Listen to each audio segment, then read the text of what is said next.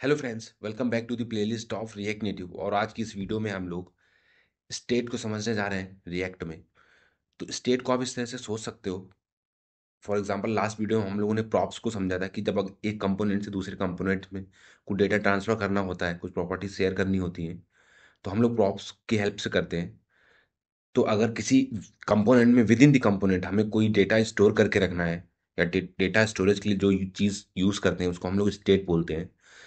तो आप ऐसे समझ सकते हो, अगर हमें किसी कंपोनेंट में कुछ डेटा स्टोर करके रखना है ताकि हम उस डेटा को बाद में अपने स्क्रीन पे यूज़ कर पाएँ, या जो डेटा प्रॉप से आ रहा है उस डेटा में अगर कुछ यूज़र यूज़र इंटरेक्शन करके कुछ डेटा चेंज करता है, तो हमें स्क्रीन को दोबारा से डेटा री रेंडर करना है स्क्रीन को विथ अपडेटेड डेटा, तो हम लोग स्टेट का यूज़ करते हैं। Basically data storage with in the component, एक ही कंपोनेंट में, उसको हम लोग स्टेट बोलते हैं। तो अभी एक बार मैं आपको एग्जांपल दिखा देता हूँ कि स्टेट्स में डेटा कैसे रखते हैं कंपोनेंट में, और वो कैसे उसको हम लोग मैनिपुलेट करते हैं। बट अभी आपको कंफ्यूज नहीं होना है कि मैं क्या कोड लिख रहा हूँ, या यूज स्टेट ये वाला क्यों यूज कर रहा हूँ। ये सब कुछ क्या हो रहा है, जब हम लोग functional component, class component, deep dive like into into react native में पूरा घुसेंगे, तभी सारी चीज़ें आपको समझ में आ रही होंगी। पर अभी के लिए जस्ट आपको एग्जांपल दिखा देता हूँ कि डेटा कैसे स्टोर होता है, उसको कैसे अपडेट होता है right with in the component. तो इसको ही हम लोग कॉपी कर लेते हैं। रिएक्ट नेटिव ऑफिशियल डॉक्यूमेंटेशन में जो कुछ दिया हुआ है इन्होंने अच्छा सा दिया हुआ है, ठीक है। ये हम लोग यहाँ पे कॉपी पेस्ट कर देते हैं इस जगह पे। Fine, okay. आई थिंक इन्होंने रिटर्न यूज नहीं किया है, ठीक है। लोग रिटर्न यूज कर लेते हैं, ठीक है।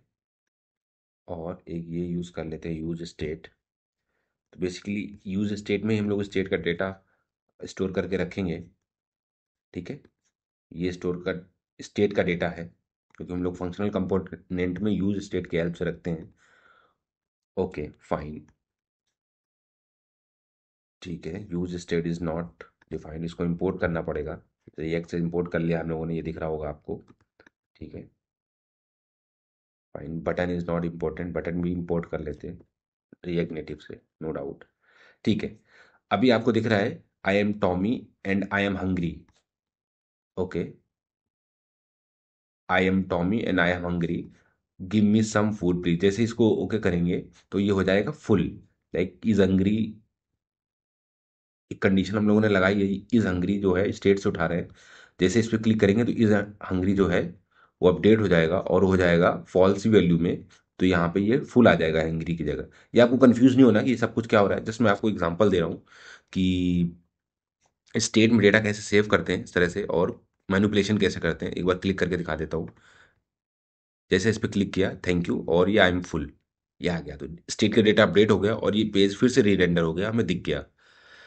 तो बेसिकली स्टेट इस तरह से समझ सकते हो कि विद इन द कंपोनेंट हमें जो जिस तरह से डेटा है, जिस चीज़ में हम लोग डेटा स्टोर करके रखते हैं, वो जो स्टेट है। और जब हम लोग आगे वीडियोस में पढ़ रहे होंगे फंक्शनल कंपोनेंट, क्लास कंपोनेंट, तो हम लोग समझेंगे कि यूज स्टेट क्या है, ये सारी चीज़ें क्या है, कैसे अपडेट होती हैं। तो आई होप आपको समझ में आ गया है स्टेट के बारे में। So that's it for the state. और please subscribe the channel and keep watching the videos.